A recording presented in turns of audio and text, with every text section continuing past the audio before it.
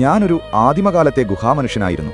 ഞാനാണ് ജീസസ് എന്ന് ഒരു വ്യക്തി തന്റെ സ്വീകരണ മുറിയിലിരുന്ന് പറഞ്ഞാൽ നിങ്ങൾക്കത് വിശ്വസിക്കാൻ കഴിയുമോ?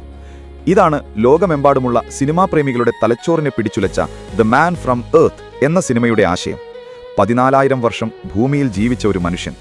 ഈ ഒറ്റമുറിക്കുള്ളിലിരുന്ന് അയാൾ ലോകചരിത്രത്തിന്റെ എല്ലാ സത്യങ്ങളും പറയുമ്പോൾ കേട്ടിരിക്കുന്നവർക്ക് ഭ്രാന്ത് പിടിക്കുന്നു. എന്നാൽ ഇവിടെയാണ് യഥാർത്ഥമായ കാഴ്ച. ഈ സിനിമയുടെ തിരക്കഥ എഴുതിയത് ആരാണെന്നറിയാമോ? സ്റ്റാർ ട്രെക്ക്, ട്വൈലൈറ്റ് സോൺ തുടങ്ങിയ വിസ്മയങ്ങൾ എഴുതിയ ജെറോം ബിക്സ്ബിയാണ് ഈ കഥയുടെ ശില്പി. അദ്ദേഹം ഈ ആശയം മനസ്സിൽ കൊണ്ടുവന്നത് 1960കളിൽ. തന്റെ ജീവിതത്തിന്റെ 40 വർഷത്തോളം ഈ തിരക്കഥ അദ്ദേഹം മെനഞ്ഞു. ഒടുവിൽ 1998ൽ മരണക്കിടക്കയിൽ വെച്ച് മാത്രമാണ് അദ്ദേഹം ഈ വിസ്മയം പൂർത്തിയാക്കിയത്.